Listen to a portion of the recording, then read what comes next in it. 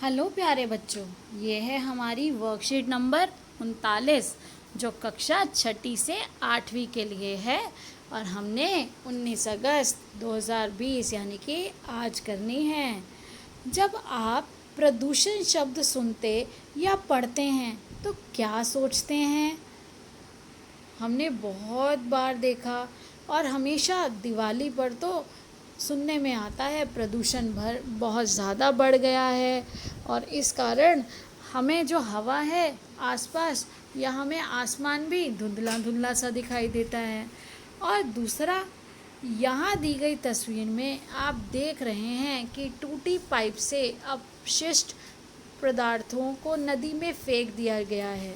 हमें इस प्रकार के प्रदूषण को रोकने के लिए कदम उठाने चाहिए।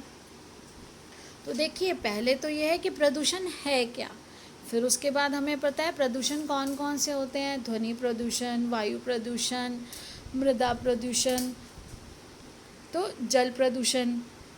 ये हमारा जल प्रदूषण का एक उदाहरण है कि जो हमारे फैक्ट्री से या सब जगह से जब इकट्ठा होके पाइपलाइन में जो हमारे यहाँ से सीवेज में भी जो सारा पानी जाता है वो आगे जाकर बड़े बड़े पाइपों से एक जगह एकत्र होता है और कई बार वहाँ से जो पाइप है बीच में टूटी हुई होती है या उसको इस तरह से वहाँ पर निकाल दिया जाता है जहाँ वो जल स्रोतों तक पहुँच जाता है और उसको दूषित करता है।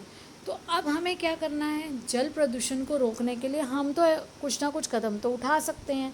तो उन्होंने यही पूछा कि आखिर हम ऐसा क्या कर सकते हैं, ऐसे सुझाव हमको देने हैं। तो एक तो बेटा सबसे पहले जागरूकता, हम सबको जागरूक होना होगा कि हमें किसी भी तरह के प्रदूषण को होने नहीं देना है, क्योंकि वो हमारे लिए, हमारे वातावरण के लिए अच्छे नहीं हैं, उन्हें दूषित कर देते हैं और उसका बुरा असर हम जीवों पर ही पड़ता है। अब देखिए, पहला था कि प्रदूषण है क्या। आप और भी जो चाहें वो इसमें ऐड कर सकते हैं। और अगर हम सिंपल लैंग्वेज में देखें या हम अपने आम शब्दों में बोले तो प्रदूषण पर्यावरण में दूषक पदार्थों के प्रवेश के कारण प्राकृतिक संतुलन में पैदा होने वाले दोष को कहते हैं। हमारी हवा, अभी लॉकडाउन की वजह से भी कैसे न्यूज़ में आ रहा था कि देखो नीला आसमान दिखने लग गया, क्योंकि बाहर ज़्यादा यातायात के साधन नहीं थे, कोई फैक्ट्री नहीं चल रही थी, कोई बाहर ऐसा काम कर ही नहीं रहा था जिससे कि प्रदूषण हो। और प्रदूषण कौन कौन सा, जो दूषक, जो हमारे दूषक पदार्थ हैं जो दूषित कर रहे हैं हमारे प्राकृतिक संतुलन को, वो अवांछित पदार्थ यानी कि जिन्हें हम चाहते नहीं हैं, वो हमारे लिए अच्छे नहीं हैं, हमें नहीं चाहिए तो हम फेंक देते हैं। मान लो हमने प्लास्टिक की बोतल, रैपर, चिप्स खाने के बाद मिट्टी पर फेंक दिए, तो वो क्या होगा? वो बेटा, क्योंकि वो जैविक पदार्थ नहीं है तो वो मिट्टी में विलय नहीं होंगे और वो मृदा प्रदूषण कर देंगे। तो मृदा, मिट्टी या मृदा बोलते हैं जिसको, हवा, पानी आदि का अवांछित पदार्थों द्वारा दूषित होना, जिसका सजीवों पर प्रत्यक्ष रूप से यानी कि सीधा, प्रत्यक्ष यानी कि डायरेक्ट या सीधा रूप से विपरीत प्रभाव, उल्टा असर पड़ता है, वो हमारे लिए फ़ायदेमंद नहीं है, उसे प्रदूषण कहा जाता है। और हमने अभी बात की कि प्रदूषण कौन कौन से हैं। अगर मिट्टी को प्रदूषित किया तो वो मृदा प्रदूषण, हवा को किया तो वायु प्रदूषण, जल को किया तो जल प्रदूषण। अगर बहुत ज़्यादा ध्वनि होगी तो हमारे कानों की एक क्षमता है कि हम जितना सुन सकते हैं, 20 से 20,000 जो हमारे कानों की सुनने की क्षमता है, उससे ऊपर अगर शोर करेंगे तो क्या होगा? वो ध्वनि प्रदूषण, ध्वनि उससे ज़्यादा होगी। तो अब है जल प्रदूषण को रोकने के लिए हम क्या उपाय कर सकते हैं। कुछ मैंने आपको सजेस्ट किए हैं, आपको बताए हैं। आप इसके अलावा बाकी और भी इसमें जोड़ सकते हैं। सबसे पहले तो हमें जागरूकता फैलानी है और उस जागरूकता में भी हमें क्या ध्यान रखना है? जल स्रोतों के पास कपड़े नहीं धोने चाहिए। दूसरा, जल स्रोतों जैसे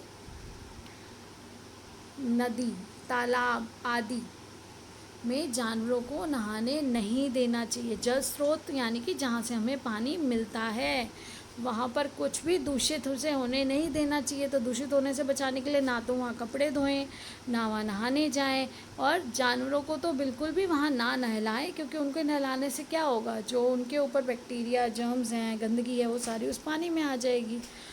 दूषित जल को जल स्रोत में मिलने ना देकर पहले उचित क्रियाओं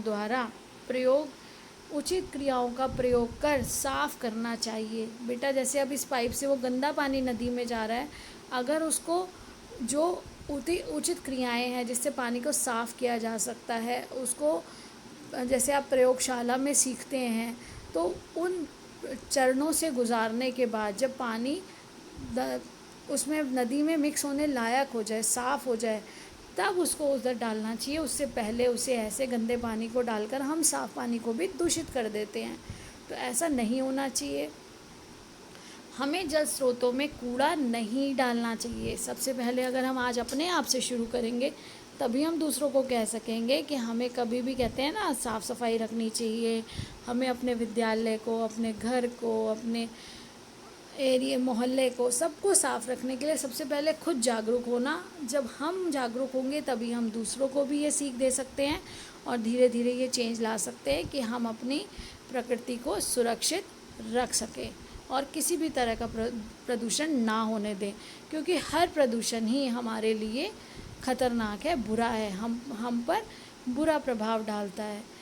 तो आशा करती हूँ आपको ये वर्कशीट समझ आ गई है और आप सभी बच्चे इसे ध्यान से अपनी नोटबुक में सही स्पेलिंग्स के साथ करेंगे और अपनी बुक में ज़रूर पढ़ेंगे। आपके साइंस बुक में इससे रिलेटेड चैप्टर है, तो आप प्रदूषण से जो आपका चैप्टर संबंधित पार्ट है उसे अच्छे से पढ़िए, उसके प्रश्न उत्तर भी पढ़कर समझने की कोशिश करिए और उनके उत्तर करिए। अगर आपको कुछ भी जो डिफ़िकल्टी लगे तो आप टीचर से या फिर कमेंट बॉक्स में भी डाल सकते हैं। थैंक यू बेटा, हैव अ नाइस डे।